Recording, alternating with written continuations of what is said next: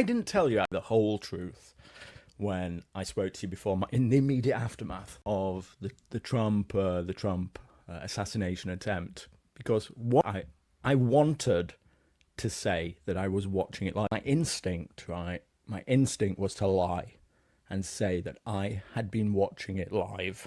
I had to stop myself from doing it.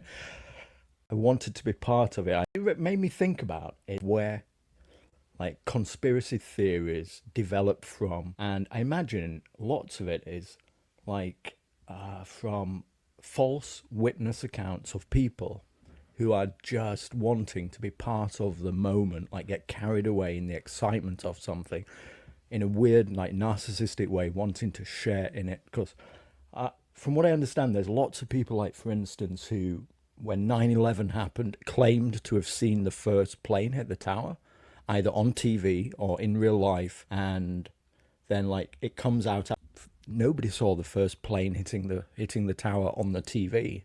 So all these witness accounts are people who are either lying or mistaken. It's a giveaway. When you encounter someone who exaggerates their own significance, you know that you're dealing with a fragile person who finds the reality of his own insignificance unbearable, and therefore is trying to create a scaffold of significance where there is no viable foundation for that significance. So someone earning $1 million a year has no need to make up a story of his own significance, generally speaking. All right, someone who's a professional athlete, someone who's dating, having sex regularly with a gorgeous woman, someone who has an esteemed position in his community has much less need to erect a false sense of significance because they have a real significance. But those of us who don't have that real significance that comes with being a star, we much more keenly feel that need to create a significance, because the unbearable nature of our own significance is just so painful. I interviewed Andy Nowicki, and 3 or 4 years ago, he'd come out with a novel inspired by the COVID pandemic, and the interview didn't go so well. And for people who are losing at life, one of the principal ways that they comfort themselves in our sphere is that they are convinced that at least they see through the bullshit, right? While their peers, who may well be less intelligent than them, but who have marriages, who have children, who have mortgages, who have have a six-figure income, well, these guys are just careerists. They don't have the strength that I have to see through the bullshit. Like I just notice in myself this constant need to manufacture an angle by which I am an awesome man. Fine. Certainly when you get into distant politics and you start getting red pill, you do really like pat yourself on the back as like a truth discoverer. And yes. And you may be discovering these things, whether they're true or not. You're discovering them on the internet and you're spending all your time doing that. But what you're not doing is maybe building the most successful life around yourself. But you look at other people who are normies, and we come up with these derogatory terms for them: NPCs, normies, blue-pilled people. And we say, we're not like them. And we don't say we're not like them because we're poor and we are disenfranchised. We say we're not like them because they're closed-minded and we figured it all out. My friends have PhDs, and say a friend who specializes in genocide, right? They are particularly eager to apply the label genocide to all sorts of things going on around them, because they're trying to manufacture jobs, income, and prestige for themselves. And the other friends in mental health, they're eager to promote an expansion of definitions of mental health so that they can have more clients and power and prestige. Elliot's dinner date. I get it wasn't the one who he wants. He wants the younger version. He said there was a moment during that dinner where she said it's a shame that they missed Trump, and he was aghast. He was. From that moment on, he couldn't look at her the same way, and he wanted to leave. And how many occasions, Luke, must we make the same mistake going around, and where we give our opinions? How a man should be doing the job, or that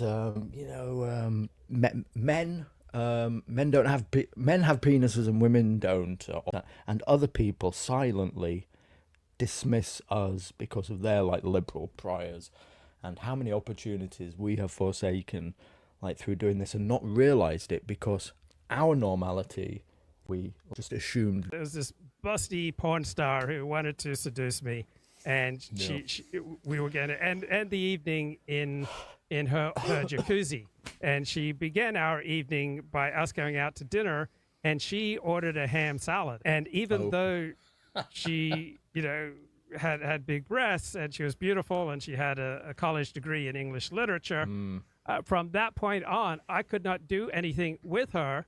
And we went back to the jacuzzi. Everything was set for her to seduce me, and I could not go through with it. I didn't want to be rendered impotent by her eating ham, but it just happened to me. There were just numerous times when women would try to seduce me, and there would be something that would just put me off, and I just couldn't go through with it. I was just physically not capable of doing the deed because of some expression, something just one thing would just burn that bridge to intimacy. She could have been doing that to get in Elliot's pants, and instead it drove him out the door. Oh, I remember another woman, I met her in synagogue, but it was during a time when I was following Dennis Prager, and Dennis Prager would just pour out his contempt at people who watched a lot of TV. And so I asked this beautiful woman who was a great fit for me physically, and she had a wonderful sarcastic sense of humor, and I asked her how much TV she watched, and she said, about 8 hours a day. And I only realized in retrospect that she was just pulling my leg and being sarcastic. But I could not date her because she said she watched 8 hours of TV a day. But she was just playing around. But because I was so focused on the Dennis Prager hero system that she was immediately rendered, a member of the out group for me, even though she was a beautiful Persian Jewess, simply because she said something sarcastic and I didn't get it. Yeah, you missed out, Luke. You missed out. It's the insane veneration of a particular hero system that I was using to provide myself a foundation because I didn't have a real foundation of normal sense of ease with myself and with other people. And so I was trying to construct a foundation for a good life, built upon bits and pieces that I took from Dennis Prager. I was trying to build myself up by holding to this elevated morality system. I was trying to hold on to myself, even though at the time I was just immersed in reporting on the porn industry. And so I felt myself hurtling downhill, in very dangerous ways. And so I was trying to clasp on to something to retain my sanity. Hey, how many people would you say that put on this exterior of walking all the correct opinions? How many people would you say that like behind closed doors, you've realized actually don't hold to all the airs and graces of society? Is it a great deal? Lot? I mean, as much as any other hypocrisy. So many liberal intellectuals I know, say highly disparaging things about black people in private.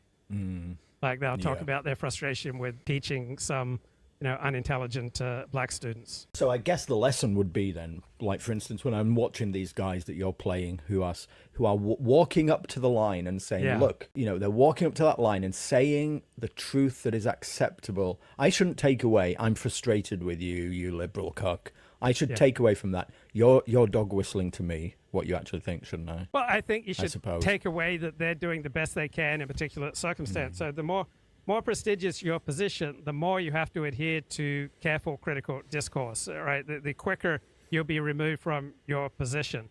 And so the more they have to lose, the more careful they have to be.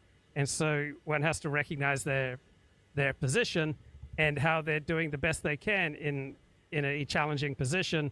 And if we were in their position, we would not be more frank than they are. Like, we wouldn't throw away our marriage and our job and our career and our social standing just to give blunt truth about female Secret Service agents. No, we wouldn't.